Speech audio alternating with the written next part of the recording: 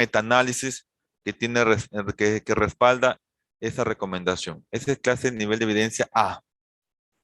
El nivel de evidencia B también tiene estudios a favor, pero ya no son metaanálisis ni ensayos clínicos aleatorizados, sino solamente son ensayos clínicos aleatorizados de grandes estudios, pero que no son aleatorizados o no tienen todo el rigor científico.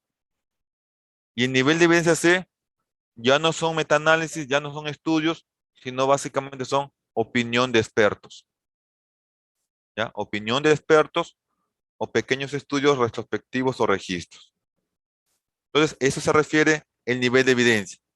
Mientras más riguroso sea el estudio, ensayo clínico controlado, aleatorizado, doble ciego, o tenga metaanálisis, va a ser nivel de evidencia A. Y mientras menos riguroso sea el estudio, va a ser con tendencia al B o C.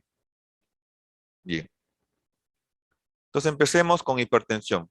Bueno, digamos que hipertensión, ¿cómo se conceptualiza? Bueno, es sabido pues que la hipertensión arterial es una enfermedad vascular, ¿no? De arterias, no de arterias localizadas, sino de un problema sistémico que tiene un compromiso inflamatorio crónico. En la gran mayoría, la etiología no es conocida o no se puede definir, lo que se llama la hipertensión esencial o primaria. Y obviamente, para que uno hable de hipertensión, tiene que estar obviamente elevada anormalmente la presión arterial. Tiene que estar elevado anormalmente y de forma persistente. Y ahí viene el punto crucial. ¿Cuándo se considera una presión elevada anormal? Entonces, hay una definición un poco más práctica, más con valor de riesgo-beneficio, en la cual se define hipertensión como el nivel de presión arterial en la cual los beneficios del tratamiento sobrepasan claramente sus riesgos, según los resultados de estudios clínicos. Es por eso, por ejemplo, en ancianos de 85, 90 años, aún existe cierta incertidumbre, es decir, cuál es el nivel de presión arterial adecuado para ellos y cuándo hablar de hipertensión arterial en ellos. Porque a veces hay tratamientos que pueden condicionar mayor riesgo que beneficio bajando la presión arterial de ciertos valores. ¿Ya? Bien. De la mano de la elevación de la presión arterial va el llamado riesgo cardiovascular. Es decir, que existe un riesgo cardiovascular inherente al nivel de presión arterial. Y este riesgo de nivel de presión de este riesgo cardiovascular tiene una relación directa. Es decir, que mientras más presión arterial elevada, mayor riesgo cardiovascular. O sea, es decir, solo por ser hipertenso ya tengo un riesgo cardiovascular. ¿Qué significa riesgo cardiovascular?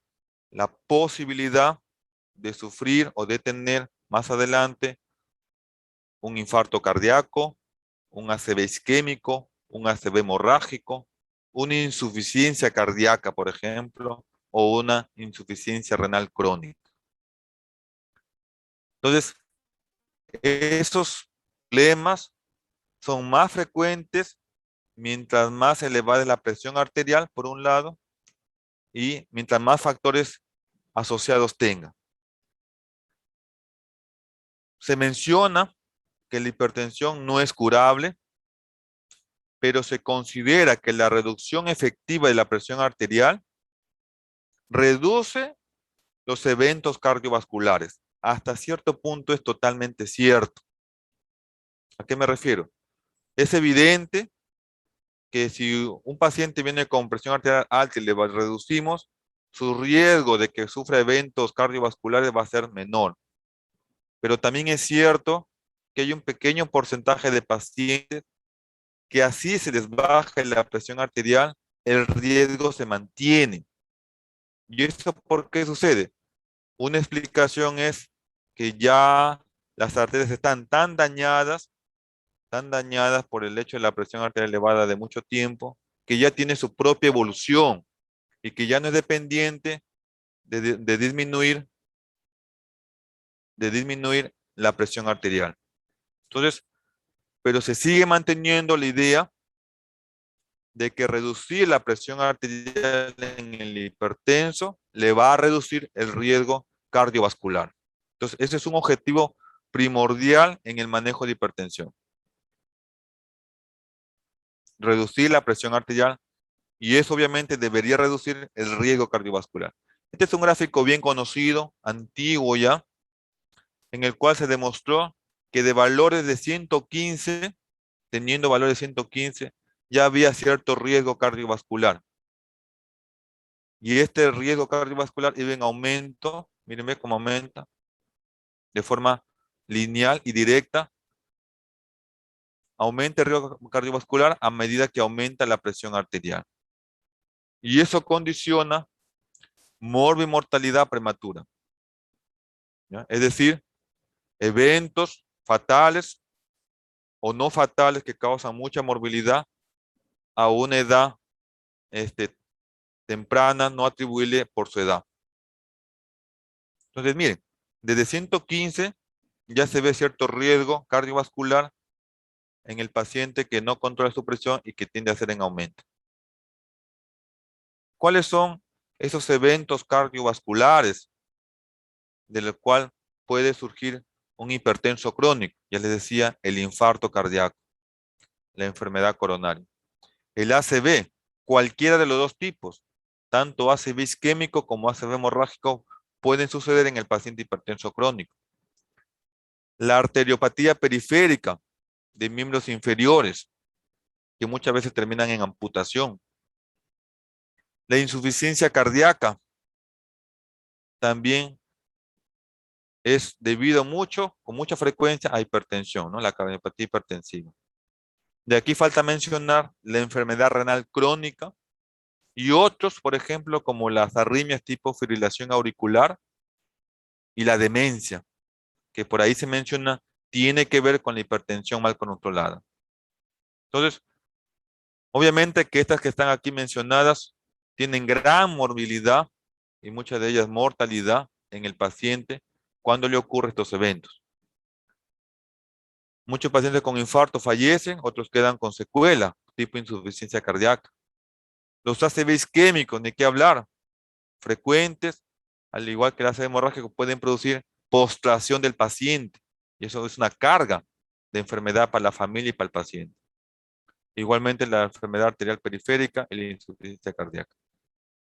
Y estos eventos se dice que pueden ser evitables. Ese es el punto por el cual se lucha y se enfatiza del manejo adecuado de la presión arterial, porque son enfermedades evitables, que si hubiera un buen control de la presión arterial, muchos de estos eventos no sucederían en la actualidad o no estuviesen presentes en la actualidad. El hecho de ser hipertenso ya me predispone a eventos cardiovasculares, solo por ser hipertenso.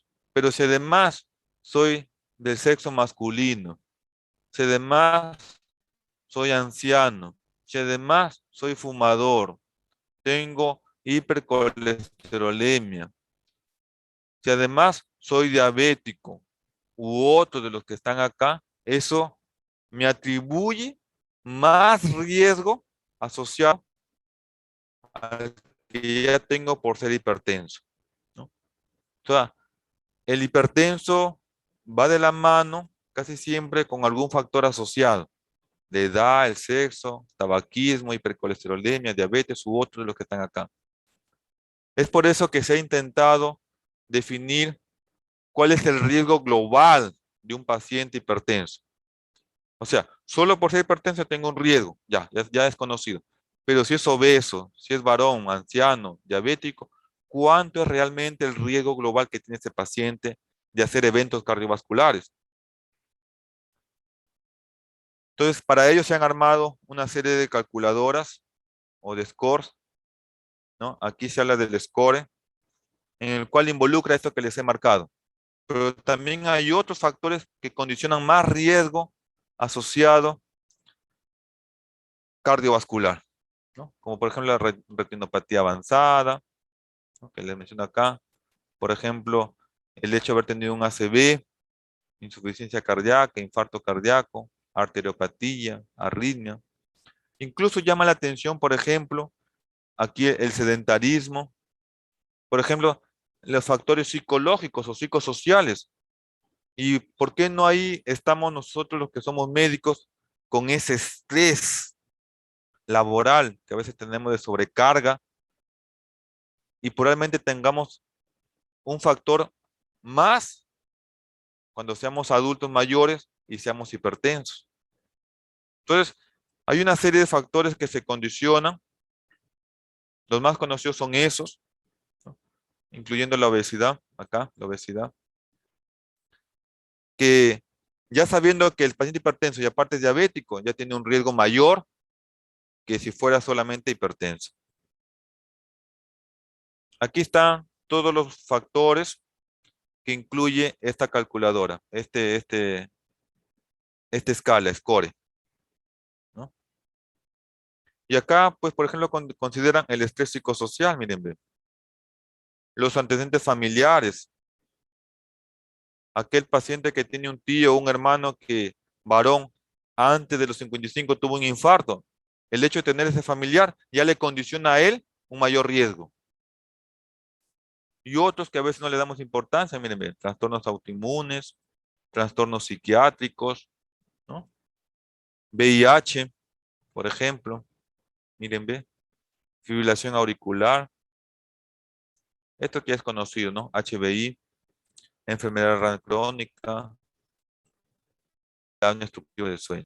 Estos son factores que hay que buscar en el paciente para poder saber cuál es su riesgo real de eventos cardiovasculares. ¿Y por qué hago hincapié en el riesgo cardiovascular? Porque dependiendo del riesgo también depende el tratamiento, ¿ya? Bien, si se puede, se calcula a través del score de una calculadora que pueden bajarlo de internet en una aplicación y tenerlo a la mano en su celular. Pero a veces a la mano no está disponible. Entonces, ¿qué sucede en aquel paciente que de repente no lo tenga en la calculadora, pero tengo ya datos evidentes en la historia clínica o el paciente me está diciendo? Cuando el riesgo cardiovascular sale menos de 1 a los 10 años, menos de 1, estos son pacientes de bajo riesgo, pacientes de bajo riesgo. Cuando el riesgo sale a los 10 años, riesgo a 10 años de sufrir un evento cardiovascular entre 1 y menos de 5%, es un riesgo moderado. Y aquí está incluido el hipertenso grado 2, que ya vamos a hablar de qué se trata. O sea, si yo tengo un paciente que está catalogado como hipertenso grado 2, ya desde ahí sé que tiene un riesgo moderado, sin haber calculado o haber usado la calculadora. Aquel paciente que tiene un score a los 10 años de 5 a 10% es un riesgo alto. Igual, solo por el hecho de tener HBI o hipertrofia ventricular izquierda en el electrocardiograma o en un ecocardiograma, ya lo condiciona a ser riesgo alto. O tener una creatinina en la cual la depuración sale en estadio 3, ¿no? Lo que se llama RC moderada, ya lo cataloga como riesgo alto, ¿no? O aquel paciente que tiene, es hipertenso y además es diabético, también lo condiciona como riesgo alto, ¿no? O igual aquel que tiene hipercolesterolemia en la familiar o hipertensión grado 3, también lo condiciona como riesgo alto. Y aquel que tiene un score de 10% a más, es un paciente que tiene un riesgo muy alto de sufrir un evento cardiovascular a los 10 años. Y aquí están incluidos la RC grave, ya no la moderada, sino la grave, aquel que tiene estadio 4, para 4 o 5, aquel que tiene diabetes, pero ya diabetes con daño orgánico, como proteinuria o hipercolesterolemia. Aquel que ha tenido un ACV, aquel que tenía un ACV también está en este riesgo muy alto. O aquel que o una arteriopatía periférica, ya lo cataloga como riesgo muy alto. Es decir, me puedo ayudar de la calculadora para ver cuánto es su score. Esa es una forma. Y la otra es no olvidarnos que si tengo un paciente con depuración de 20, diabético, o ha tenido un infarto o un Zika, ya es un paciente de por sí de riesgo muy alto. Si solo es diabético, solamente será pues de repente un riesgo alto, ¿no? Solo es diabético sin complicaciones. Si es un hipertenso grado 2, tiene un riesgo moderado, ¿ya? Esto es importante recordarlo porque en la parte práctica, a veces no hay tiempo para usar calculadora y tenerlo presente estos ítems para saber cuál es el riesgo del paciente hipertenso con estos datos. Miren, tiene clase recomendación 1 y nivel de evidencia B, el hecho de usar o calcular este score, ¿no? Sobre todo en aquel paciente que que no tengo esos datos que les dije anteriormente. Entonces, se recomienda la evaluación de riesgo cardiovascular con el sistema SCORE para pacientes hipertensos que no tienen riesgo alto o muy alto, como que ya les dije. No es renal crónico, no es diabético, no tiene hipercolesterolemia, no tiene HBI. Entonces, en esos pacientes que no tengo dato clínico, puedo usar el score para ser más exacto y calcularle cuál es su riesgo cardiovascular. ¿Cómo se clasifica la hipertensión arterial? La guía europea del 2018 trajo esta clasificación, ¿no? Estos nombres de presión arterial: óptima, normal, normal alta, y los hipertensos. Hipertenso grado 1, grado 2, grado 3. Y catalogar al paciente qué grado de hipertensión es, tiene un grado de recomendación 1 y nivel de evidencia C. O sea, está recomendado clasificar al paciente con su presión arterial que se le toma. No se olviden, miren, óptima, normal, normal alta, hipertenso grado 1, grado 2, grado 3 y el hipertenso sistólico aislado. Pero estos nombres eh, reflejan valores. ¿Cuáles son esos valores? Miren, ¿a qué le llaman óptimo? Óptimo. Aquel que tiene presión menos de 12,8. Menos de 12,8. Ese es el óptimo. Digamos, el ideal. ¿A qué le llaman normal? Al que tiene entre 120 y 129. O sea, menos de 130 y menos de 85, la diastólica. Normal. De 120 a 129. ¿A qué le llaman normal, pero alta? Normal alta. Aquel que tiene más de 130, pero no llega a 140. O sea, 130, 139, normal alta. Y luego, el hipertenso grado 1, aquel que tiene de 140 a más. Grado 2, aquel que tiene de 160 a más. Y grado 3, aquel que tiene de 180 a más. ¿Ya? Entonces, quiero que se memoricen estos valores. ¿Cuándo llama hipertenso la Sociedad Europea? Cuando tiene 140 a más. 140 más ya es hipertenso. Si no llega a 160, será hipertenso grado 1. Si tiene 160 hasta 179, será grado 2. Y si tiene 180 para arriba, será grado 3, con sus respectivos diastólicas. ¿Ya? Entonces, ¿cuándo habla de hipertensión la guía europea?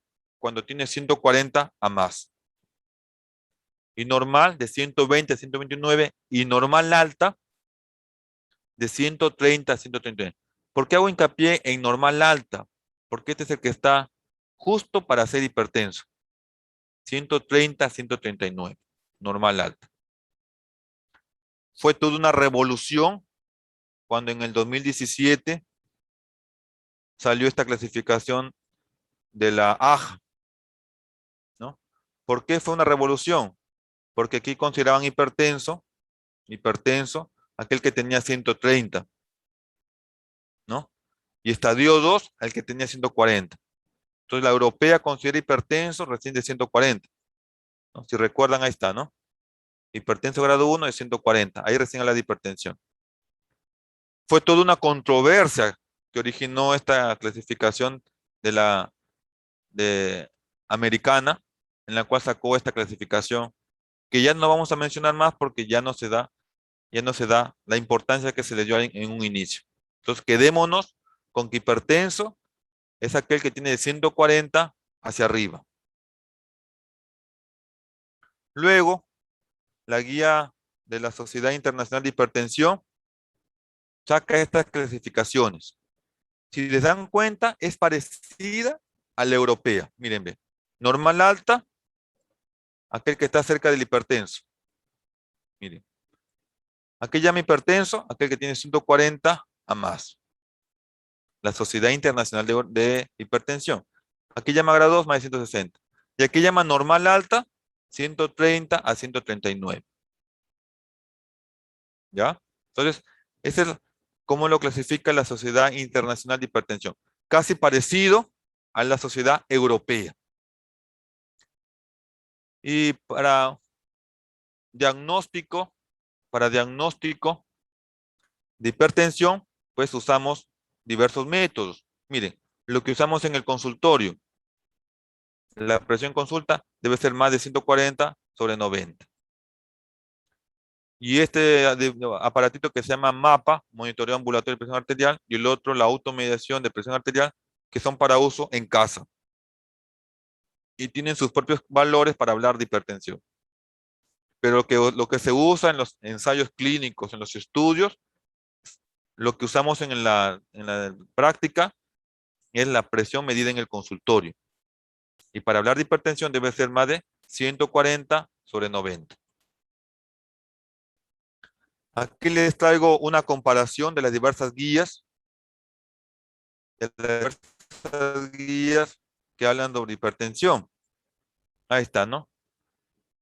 ¿Cuándo se habla de hipertensión? Miren, la europea de 140 para arriba. La americana NICE de 140 para arriba. La Sociedad Internacional de 140 para arriba. La Sociedad Española de Medicina Familiar de 140 para arriba. Y esta de la Sociedad Española de Medicina Primaria, 140 para arriba. Todas coinciden, excepto quién. Esa clasificación que dio en el 2017, que hipertenso era aquel que tenía 130. Que ya les dije, ya no se suele usar. ¿Ya? Este es el único dato que aquí no encuadra, porque habla de hipertensión cuando tenían 130. Claro, en ese momento tuvo todo un sustento que era bastante argumentado, pues, ¿no? ¿Ya? Que no vamos a detallar, pero, ojo, actualmente nos guiamos de hipertensión de 140 para arriba, ¿ya? De 140 para arriba. Claro que la europea es más exquisita, ¿no? Miren, estadio 1, estadio 2, estadio 3. Normal alta, normal y óptima. Es la más exquisita, la más que tiene más detalle de hipertensión. Las demás son más prácticas, miren, pocas clasificaciones. Entonces nos vamos a guiar de la europea. Hay que tener cuidado cuando hacemos el diagnóstico de hipertensión, ¿ya? Porque a veces estamos diagnosticando hipertensión y cuando uno habla de hipertensión casi siempre hace la idea de que es hipertensión esencial y por ahí se nos puede pasar una hipertensión secundaria. Entonces el diferencial está en definir si hay algún dato que oriente a que el paciente sea un hipertenso de causa secundaria. ¿Cuáles son las causas de hipertensión secundaria? Pues la principal, la parenquimatosa renal, ¿no? La parenquimatosa renal. El 90% de los pacientes hipertensos suelen ser hipertensos primarios, idiopáticos, ¿no? Y un 10%, algunos hablan 15% de pacientes hipertensos pueden tener una hipertensión secundaria. Y ahí les traigo algunos datos que nos pueden hacer sospechar de hipertensión secundaria. Paciente con edema, poliuria, con debilidad, con sospecha renovascular, en fin, ¿ya? Entonces, ¿cuáles son las causas de hipertensión secundaria? La principal, como les dije, la renal parenquimatosa.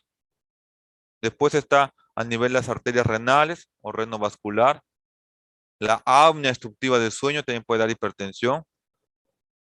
El hiperaldosteronismo primario por algún tumor productor de aldosterona en la corteza suprarrenal. El feocromocitoma, el síndrome de Cushing, el hipertiroidismo y los fármacos. ¿Ya? Entonces, sobre todo en pacientes jóvenes o pacientes que no tienen algún dato que no encuadra como hipertensión primaria, en ellos debe buscarse secundarismo. Bien, se recomienda, miren, se recomienda para diagnóstico y para tomar la presión arterial ciertas consideraciones. Miren, en la primera consulta, ¿qué se recomienda? Tomar la presión arterial en ambos brazos, ¿no? En ambos brazos. ¿Por qué? Porque se sabe que cuando esa diferencial entre un brazo y el otro es más de 15, suele asociar enfermedad ateromatosa y eso aumenta el riesgo cardiovascular. Entonces, de preferencia, cuando se puede, le digo cuándo, porque cuando es en emergencia, olvídense, no hay tiempo ni para escribir. Pero se recomienda que en una primera consulta, la toma de presión arterial sea en los dos brazos. ¿Ya? Ahora, si yo tengo un paciente que un brazo tiene más presión que en el otro, para el seguimiento, se recomienda que la presión se tome en aquel brazo donde dio el valor más alto de presión arterial. Es decir, si hoy día le tomé en el brazo derecho y tuvo más presión ahí, en la próxima consulta que venga, debo tomarle la presión en el brazo derecho donde tuvo más presión aquella vez. Y ojo, un valor de presión arterial elevada no necesariamente indica diagnóstico de hipertensión. Entonces, salvo excepciones, se recomienda que el diagnóstico de hipertensión debe basarse en repetidas mediciones de presión arterial, en diferentes días, no en el mismo día, en diferentes días. ¿Ya? Excepto que el paciente venga pues con una hipertensión de 190, de 200, y aparte le vea que tiene hipertrofia ventricular izquierda, por ejemplo, o aparte que sea obeso, o aparte que sea diabético. Entonces, en él, si voy a considerar esa primera toma y única toma que tengo, catalogarla como hipertenso crónico. Porque no se olviden, el dolor por sí puede aumentar la presión arterial, ¿no? Y diversas situaciones pueden aumentar la presión arterial. Por eso se recomienda que antes de decir que el paciente es hipertenso, de preferencia repetirlo en varias visitas, en varios días. Salvo en esta consideración que les hago mención.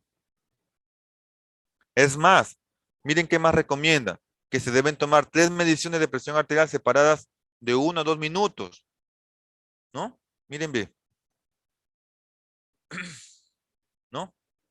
Y sobre todo, cuando haya mucha diferencia entre un brazo y el otro, entre un brazo y el otro. Esto es en el consultorio.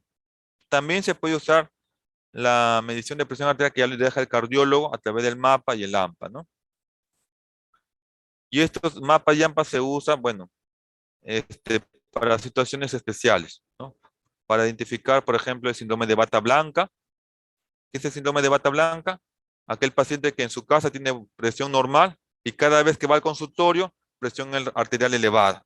Entonces, en ellos sí se puede indicar un mapa o un AMPA. ¿Qué es la hipertensión enmascarada? Es la inversa. Aquel paciente que cuando está en su casa le encuentran presión elevada, se asusta cuando se toma la presión, y cuando está en el consultorio como que se tranquiliza, se siente más seguro, y le toma el médico la presión y está normal. Entonces, en esos casos también se puede utilizar el mapa o el AMPA. ¿Ya? Entonces, ¿cómo debe ser el cribado, el seguimiento de los pacientes con presión arterial elevada? Si el paciente le tengo en una presión óptima, ideal, que hablábamos al inicio, menos de 12,8, la presión debe tomarse cada 5 años. Esto lo recomienda la Sociedad Europea. Si está en una presión no óptima, pero está normal todavía, debo ser un poco más seguido, cada 3 años. Si está en normal alta, o sea, ya cerca de hipertensión, debe ser medirse por lo menos una vez al año, ¿no? Una vez al año. Y si ya está en valor de hipertensión, acá los controles va a depender. Pueden ser cada 3 meses, pueden ser cada 6 meses, ¿no? O de acuerdo a cómo yo haya visto al paciente, ¿ya? Y ese es cuando venga el control. Y si el paciente es hipertenso, ya de por sí ya sé que es hipertenso, en cada consulta que tenga, debo medirle la presión arterial. Así venga por otro motivo, debo medirle la presión arterial, ¿ya? Estas recomendaciones son para pacientes que se le está haciendo seguimiento, ¿no? Si ya tengo que es hipertenso, al menos debo tener unos controles cada 3 meses o cada 6 meses. Pero cada vez que el paciente venga a la consulta por otro motivo, también debo medirle la presión arterial. ¿Ya? Entonces, va a ser el seguimiento más cercano mientras más se acerque a hipertensión arterial. Mientras su presión esté más a la normal o a lo óptimo, va a ser más espaciado los controles. Bien. Entonces, teniendo ya una idea de esto, ¿cómo se hace el manejo del paciente hipertenso? Hay 3 cosas que hay que, desde un primer momento, definirlas cuando estamos con el paciente al frente. Definir su riesgo cardiovascular, definir su riesgo cardiovascular global, ¿no? Y para ello hay que tener en cuenta los factores que tiene: obeso, diabético, dislipidémico, varón, senil. Definir si tiene lesión de órgano blanco, proteinuria, por ejemplo, si tiene hipertrofia ventricular izquierda, si tiene retinopatía hipertensiva, son lesiones de órgano blanco. Ya decíamos que aquel paciente que tenga un riesgo cardiovascular a los 10 años de 10% a más, ya se considera de un riesgo muy alto, muy alto. Y el paciente que tiene riesgo cardiovascular muy alto debe iniciarse de inmediato medidas no farmacológicas, como estilos de vida, y medidas farmacológicas. ¿Ya? Y obviamente, cuando estoy frente a un paciente hipertenso, hay que tener en cuenta que no vaya a ser que sea una hipertensión secundaria. ¿Ya? Sabiendo eso, ¿cuáles van a ser mis objetivos? ¿Cuál va a ser la finalidad del tratamiento? Obviamente, reducir la presión arterial, es lo más lógico. Reducir el riesgo de episodios cardiovasculares. Como le digo, se logra en la mayoría de pacientes en los cuales se logra un buen control, pero como le dije al inicio, hay pacientes que incluso controlando la presión arterial terminan haciendo un ACV, terminan haciendo arteriosclerosis periférica o terminan haciendo un infarto cardíaco. Pero la idea es reducir la presión arterial y por ende debería reducir el riesgo de eventos cardiovasculares. Y el objetivo es no solamente indicar la pastilla, sino combinar cambios de estilo de vida y combinar con el tratamiento medicamentoso. Esos son los objetivos. ¿Y a qué meta debo llegar? ¿A qué metas? Miren, al menos debe intentarse reducir la presión arterial sistólica en 20 milímetros de mercurio y 10 milímetros de mercurio la diastólica. ¿Ya? O lo otro es, de manera general, por lo menos lograr que el paciente hipertenso llegue a una presión de menor de 140/90. Esto es como regla general, porque acá hay excepciones. ¿Ya? Esto es lo mínimo que debo hacer por mi paciente. ¿Cuál es lo óptimo? Lo óptimo en el paciente que no es anciano, joven, adulto, adulto joven, en el paciente que no es anciano, la presión arterial debo lograrlo a que sea menos de 13,8. Menos de 13,8. Y más aún si el paciente lo tolera bien. Tampoco es recomendable disminuirlo por debajo de 12. Entonces deben ser menos de 13,8, pero tampoco menos de 12. Y en el anciano de 65 años a más, acá hay algunas excepciones. El objetivo es bajar la presión arterial a menos de 14,9, sobre todo si lo tolera, sobre todo si lo tolera, ¿ya? Porque hay que individualizar muchas veces el tratamiento. Porque si es un anciano frágil, dependiente, que no tiene mucha, ¿qué le digo? Esperanza de vida, de repente no vale ser tan agresivos, ¿no? Esto es en el mayor de 65 años. Otra excepción son los pacientes ancianos de 80 años arriba. En ellos hay que ser un poco más conservadores, no tan agresivos con la disminución de la presión arterial. Entonces, ¿cuál es el objetivo, la meta de presión arterial? En términos generales, menos de 14,9. Pero si estoy en un paciente adulto joven, debe ser menos de 13,8. Y en un anciano de 65 años a más, menos de 14,9. Menos de 14,9. Y como les dije, el control se hará al menos cada 3 meses. Si está estable, pues, ¿no? Obviamente, cada 3 meses.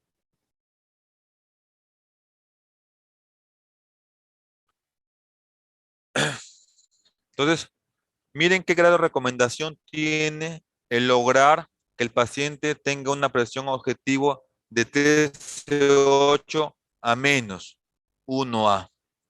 1A. O sea, que tiene metaanálisis, que tiene ensayos clínicos controlados, aleatorizados, que demuestra el beneficio de reducir la presión arterial en la mayoría de pacientes a menos de 13,8, ¿no? En la mayoría de pacientes a menos de 13,8. Pero como le dije, una regla general es tenerlos menos de 14,9. Menos de 14,9. Miren, ¿qué gran recomendación tiene? También es 1A, 1A, 1A. En aquellos que ya están en tratamiento antihipertensivo y reducir la presión arterial a menos de 13, pero no menos de 120. Es parecida a la de acá, ¿no? Solo que de acá es cuando recién yo inicio el tratamiento, debo buscar esta presión. Aquel que ya está en tratamiento, también debo buscar ese mismo objetivo, menos de 13,8, ¿no? 1A. Y ahora, en los ancianos, ya no hay que ser tan agresivos a bajar a 13. Se recomienda, se recomienda un objetivo de menos de 14, ¿no? 139, pero no menos de 130. Siempre individualizando al paciente. Siempre individualizando al paciente. ¿Ya? Y para todos los pacientes, en la diastólica debe ser menos de 8, de 80. Menos de 80. Aunque aquí el grado de recomendación es 2A con un nivel de evidencia B2 más. ¿Ya? Entonces, ojo. ¿Por qué hay que tener cuidado en el anciano? ¿A qué se tiene tanto miedo de bajar la presión arterial? A las caídas, muchachos, ¿no? ¿Por qué? Porque el paciente anciano que se cae se fractura y se postra. Y la postración o la fractura de cadera tiene una gran mortalidad en el anciano. Entonces, bajar la presión arterial demasiado puede producir mareos, puede producir hipotensión ortostática y eso condiciona caídas y es peligroso. ¿Ya? Entonces, estas son las metas que se proponen. De manera general, menos de 140. Si no es anciano, menos de 130. Y si es anciano, entre 130 y 140. O sea, menos de 140, pero no menos de 130. ¿Cuándo voy a iniciar tratamiento antihipertensivo? Acá decíamos, aquí importa mucho el riesgo cardiovascular, que les mencionaba hace un momento.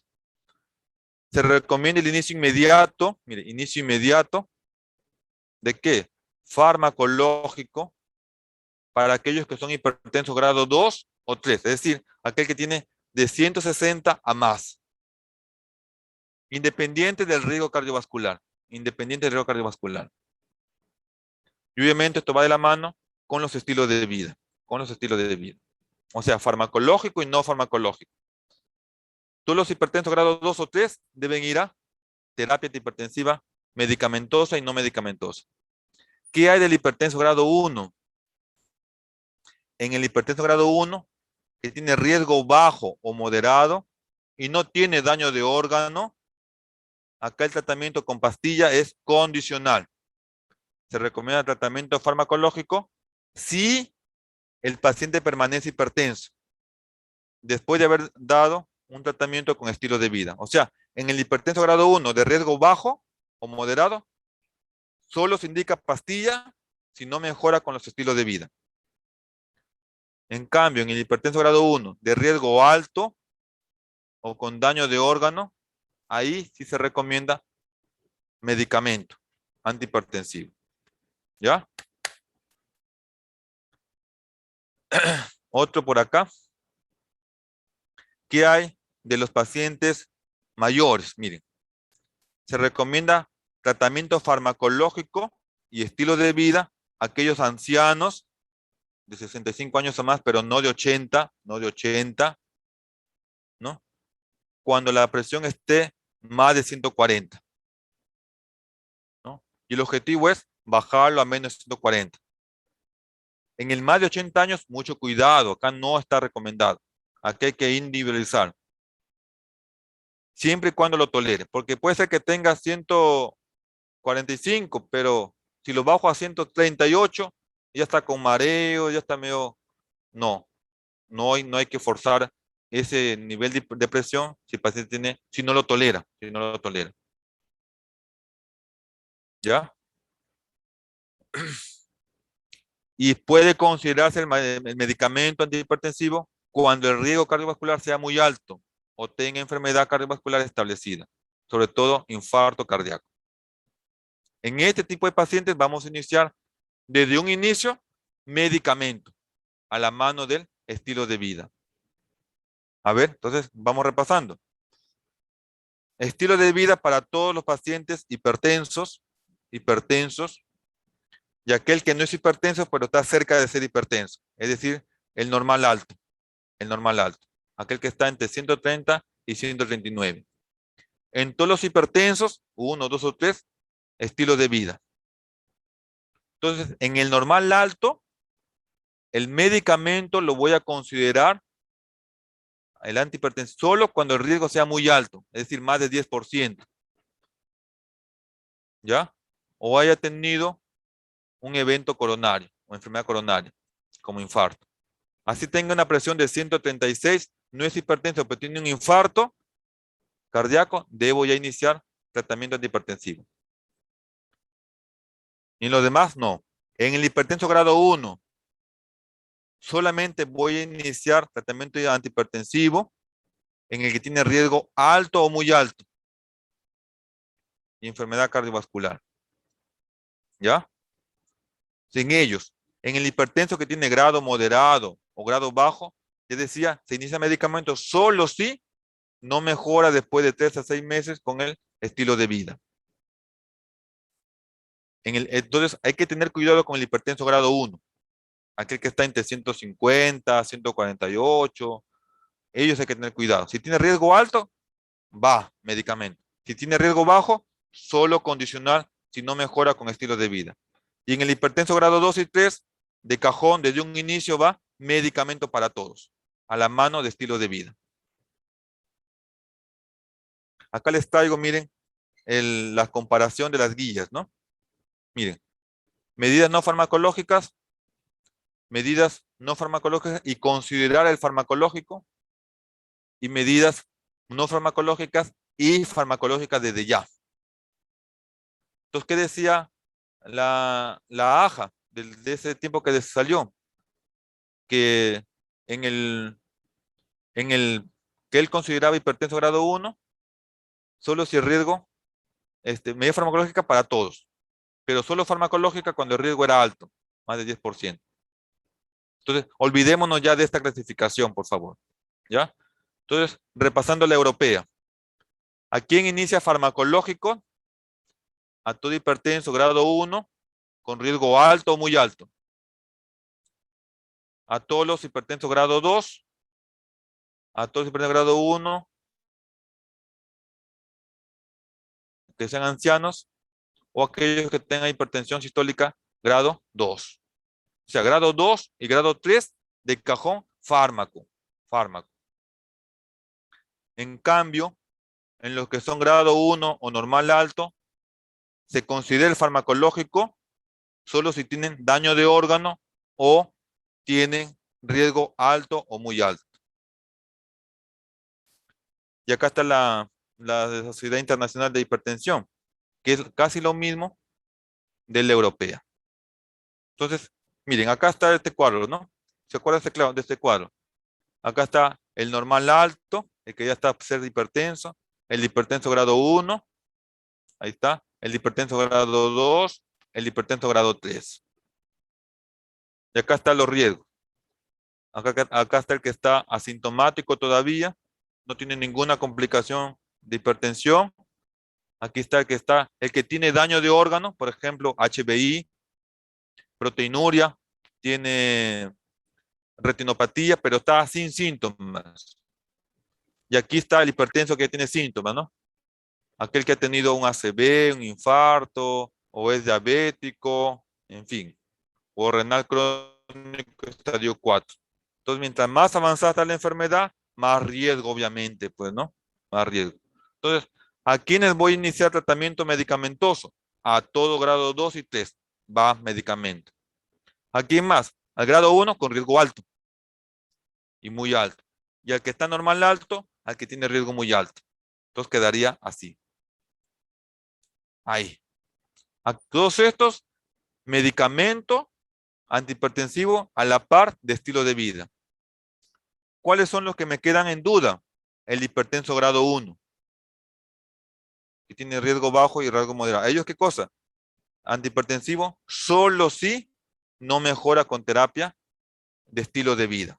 Si después de 3 o 6 meses no ha mejorado la presión arterial en el grado 1, puede ir a medicamento.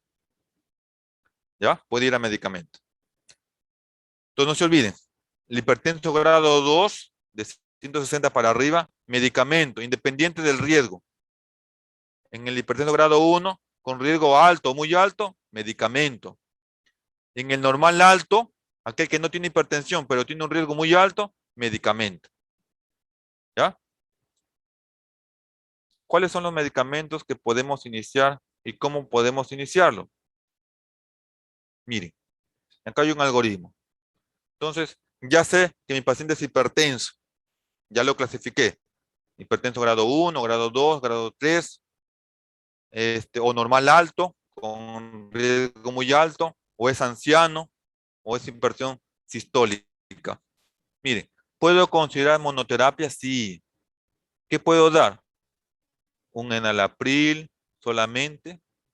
¿O solamente un losartán? ¿O solamente un valsartán? ¿O solamente un iversartán?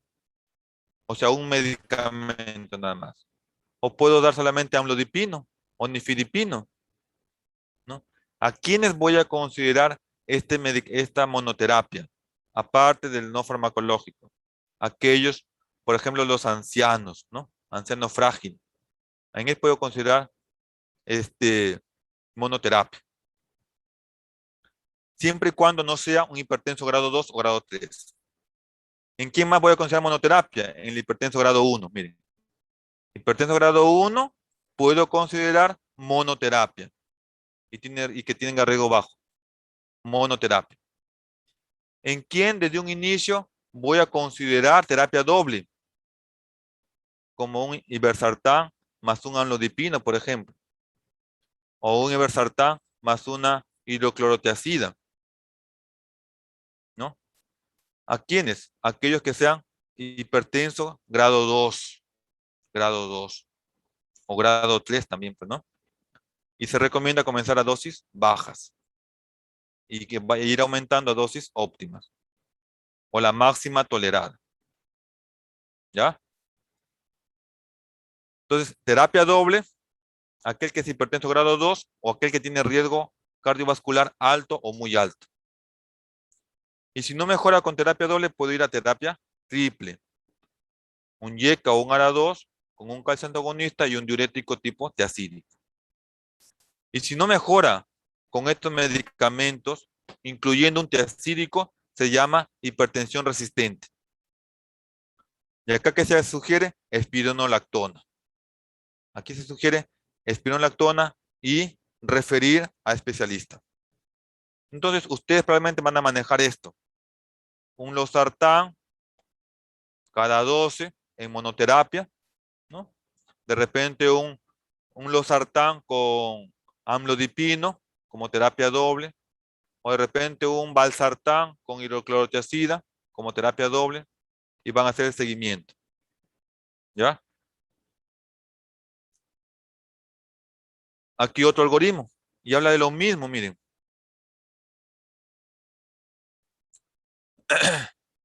Lo ideal en el paciente hipertenso, sobre todo hipertenso grado 2, terapia dual. Incluso se recomienda que la terapia de 2 medicamentos sea en una sola pastilla. Es mejor todavía, a dosis bajas. Se inicia a dosis bajas. Terapia dual. Si no mejora con esto, paso a terapia dual, pero a dosis plena. Es una opción. ¿Ya? ¿Con qué suelo iniciar? Con un YECA o un ARA2, por ejemplo, le decía losartán con amlodipino, o valsartán con amlodipino, o valsartán con hidroclorotiazida.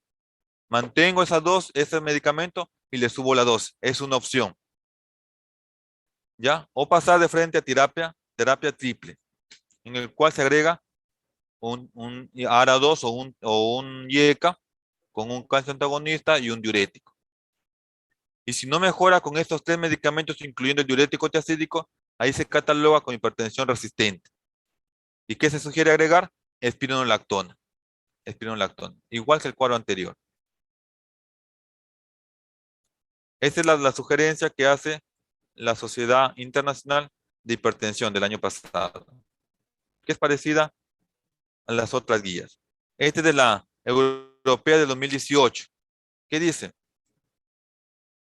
La misma sugerencia, miren. En un solo comprimido, iniciar con terapia doble. Iniciar con terapia doble. Pero considerar solamente monoterapia, es decir, un solo medicamento en el grado 1, ¿no? De riesgo bajo, o en el anciano de 80 años o frágil. En ellos considerar monoterapia. Pero la gran mayoría va a estar con terapia doble. Un enalapril, o un irbesartán, o un losartán, o un valsartán, asociado a un calcio antagonista, como amlodipino, por ejemplo. O un valsartán con un tiazídico, tipo hidroclorotiazida. Entonces, esto es lo que ustedes más van a manejar. Más van a manejar. Cuando ya ven que han pasado monoterapia, terapia doble y no mejora, ya deben estar pensando referir al paciente. ¿Para qué? Para terapia triple. Y acá se usa lo mismo que de arriba, pero se agrega un diurético, tipo tiazídico. Y si no mejora con terapia triple, incluyendo el diurético tiazídico, ya se cumple con el concepto de hipertensión resistente. Y aquí se sugiere agregar espironolactona a dosis bajas, de 25 a 50, ¿no? U otros medicamentos de acuerdo a la experiencia también. Pero aquí ya ustedes tienen que referir, ya no van a manejar esto. Ustedes van a estar aquí en este escenario, manejando un YECA o un ARA2 o un calcio antagonista o la combinación de ellos. Ya en terapia triple, probablemente tengan que referirlo. Y antes de referir a un paciente, averiguar sobre la adherencia, muchachos. La adherencia al tratamiento de estilo de vida, porque usual es, el paciente está con losartán, está con hidroclorotiazida, está con amlodipino y no mejora. ¿Qué pasa? Come sal, come queso, come hot dog, come huevo frito, come tortilla, come cevichito y no hace la dieta hiposódica. O lo otro, que se olvida el medicamento un día, se olvida el siguiente día, lo toma en la mañana, se olvida en la noche. Entonces, la adherencia al tratamiento no farmacológico y la adherencia al tratamiento farmacológico es muchas veces el causal de una hipertensión que no se controla. Entonces, hay que asegurarnos de que realmente el paciente esté cumpliendo el tratamiento. Cuidado con los beta bloqueadores. Los beta bloqueadores, como ven acá, no están incluidos. Entonces, un bisoprolol, un atenolol, un carvedilol, un metoprolol, solamente se van a indicar en patologías específicas, ¿como cuál? Como insuficiencia cardíaca, ahí va un beta bloqueador, como angina o algún antecedente de infarto. En esos casos sí va el beta bloqueador, pero como ven, el beta bloqueador no es de indicación rutinaria en los pacientes hipertensos. ¿Qué es lo rutinario? Un YECA, un ARA2 y un calcio antagonista, solos o asociados. Y si no mejoran con eso, o cambiar el calcio antagonista o agregar un diurético. Pero los beta bloqueadores no son de indicación rutinaria, tienen una indicación específica en estos casos. ¿Ya?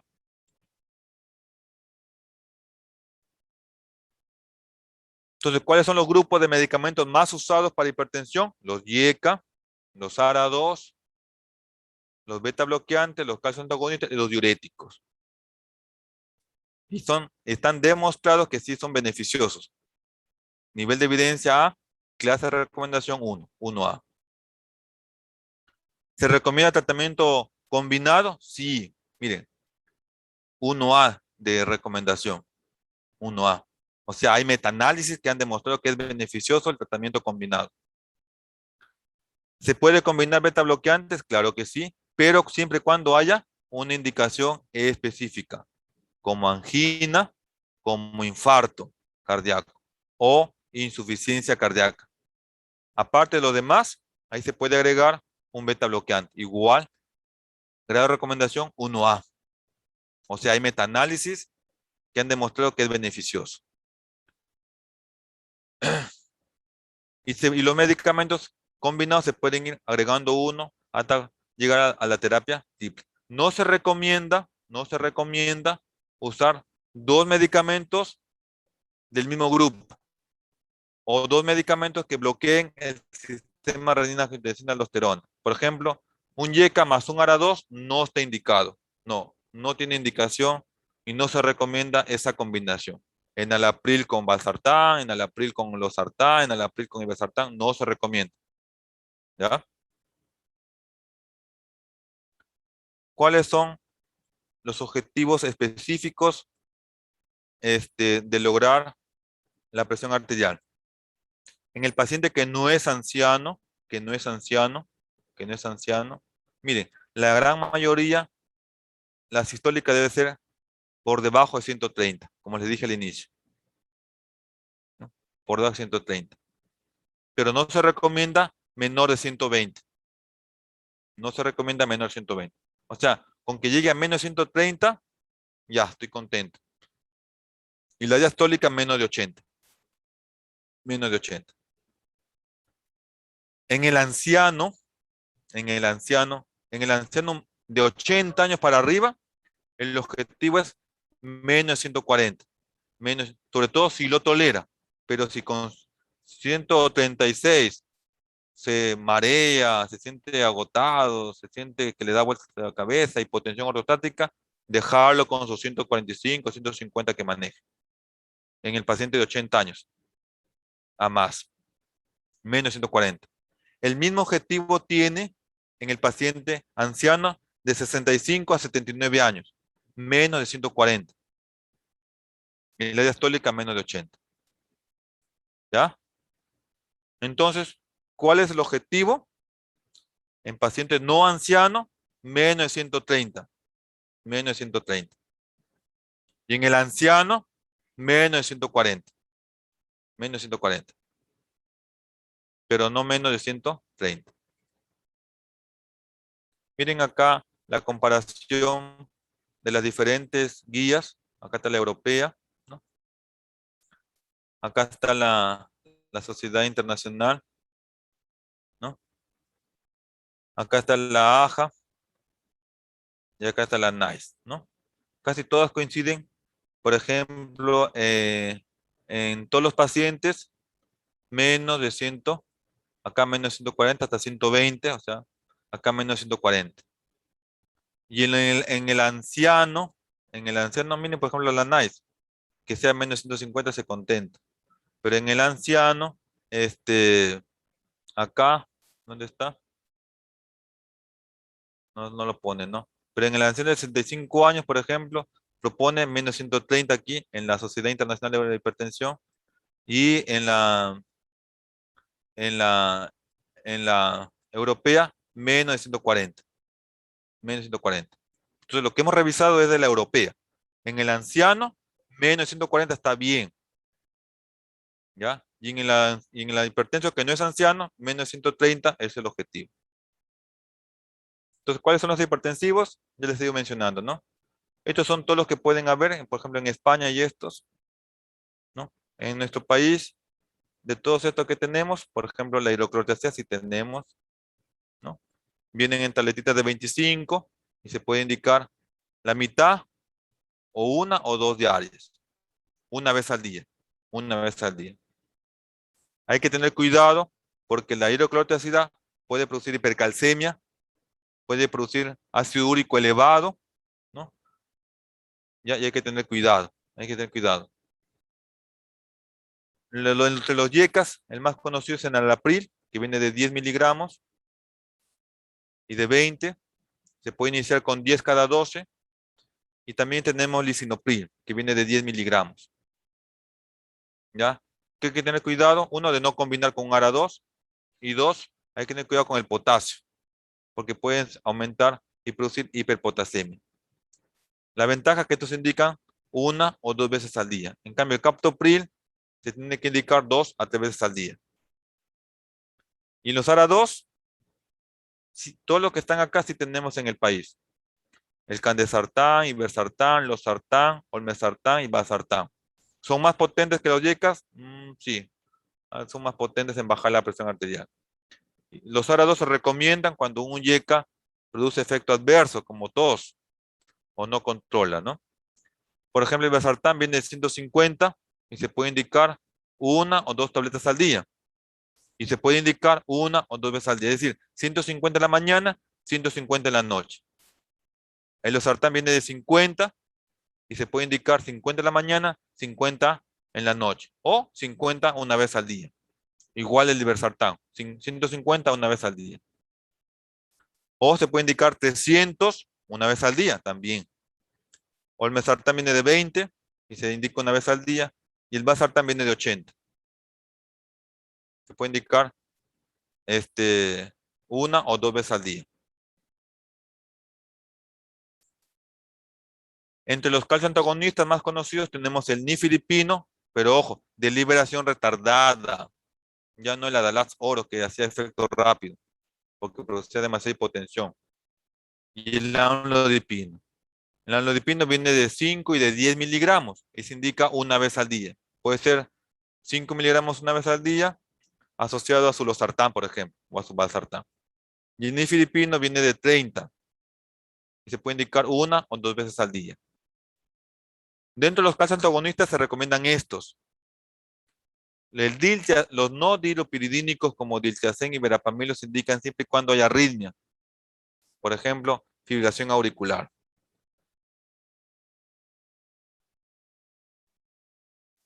En los diuréticos de asa tenemos la furosemida, que viene de 40 miligramos en tableta y se indica una vez al día, de preferencia por el día, en la mañana.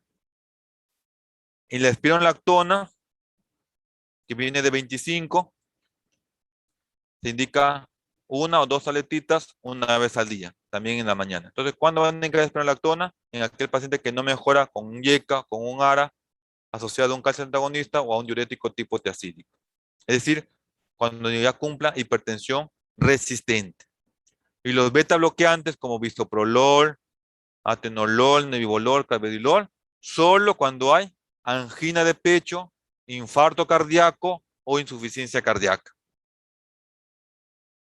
¿Ya? ¿Es mejor la combinación? Sí, tiene más beneficios. Mejor control, se alcanza más rápido las metas, mayor beneficio para órganos blancos y menos efectos adversos.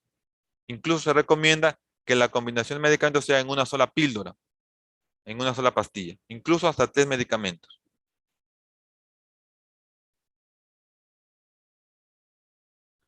Hay que tener cuidado con los medicamentos, sí, ¿no? Les decía los tiacídicos con la gota, porque puede producir ácido úrico elevado. Los beta bloqueadores, cuidado con el asma o aquel paciente que tiene ya bloqueo auriculoventricular, producir más bloqueo, porque producen bradicardia. Los calcio antagonistas, tipo nifedipino, tipo amlodipino, lo más común, las taquicardias reflejas. Hacen taquicardia refleja. Y el otro, el edema de miembros inferiores. El amlodipino puede producir edema. El nifedipino produce más taquicardia. Y cuidado con los calcios antagonistas tipo nifedipino y amlodipino, porque pueden descompensar una insuficiencia cardíaca. El verapamil y diltiazem, les decía cuidado porque producen hipotensión. Los YECA no se indican en el embarazo, al igual que los ARA2, ni tampoco cuando hay hiperpotasemia. Y en el no farmacológico, pues ya sabemos que la sal debe estar restringida al máximo. La sal para el hipertenso es como veneno. Es como para el cirrótico el alcohol. No debe consumir sal. El alcohol también debe estar restringido. Debe ingerir más fibra, más verduras, frutas y evitar las carnes rojas. Evitar las carnes rojas. Bajar de peso es ideal. Ejercicio y dejar de fumar. Todos ellos tienen estado de recomendación 1A. Miren, 1A. 1A. 1A, miren, 1A. 1A. Lo que les acabo de mencionar. ¿Y por qué eso es importante? Porque miren, bajar de peso, ¿no? Puede reducir la presión arterial en esto, ¿no? Miren, ¿quién baja tanto? La dieta, hasta 11 miligramos. ¿Dónde está? El ejercicio, de 5 a 8 miligramos de mercurio. Puede disminuir.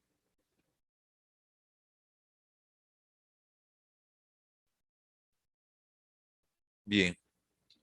¿Cuándo remitir a los pacientes habrá un seguimiento más específico? O sea, ¿cuándo van a referir? Cuando tenga sospecha de hipertensión secundaria, tienen que referirlo para buscarle la causa. Cuando sea hipertenso en paciente joven, sobre todo que tenga una hipertensión grado 2. En la hipertensión resistente, ya les dije, ¿no? Pacientes que tengan lesión de órgano por hipertensión, en el cual se puede modificar, también debe ir referido. Hipertensión brusca, de paciente que estaba bien controlada, bien medicado, y de repente hace hipertensión o crisis hipertensiva, también debe ser referido para buscar el secundarismo. O cuando tenga alguna patología específica, ¿no? Por ejemplo, paciente que ha hecho infarto cardíaco, paciente que ha hecho insuficiencia cardíaca, o tiene otra comorbilidad que requiere otra especialidad como la diabetes descompensada. Y entonces, decíamos que se mantiene la clasificación propuesta por los europeos, ¿no? En la hipertensión grado 1, sea la hipertensión cuando es de 140 a más. y ya no se apoya la clasificación de la AJ. Se de preferencia usar la medición de la presión arterial en el consultorio, ¿no? Con dispositivos calibrados y avalados. El uso de los MAPA y AMPA solo para manejo de algún diagnóstico correcto, de algún diagnóstico específico, ¿no? Ya les decía, bata blanca, enmascarada. Los objetivos del tratamiento va a depender de la edad, como les decía, de la comorbilidad, del riesgo del paciente y de la condición. Mientras más hipertenso sea y más riesgo tiene, la terapia debe ser más agresiva. Siempre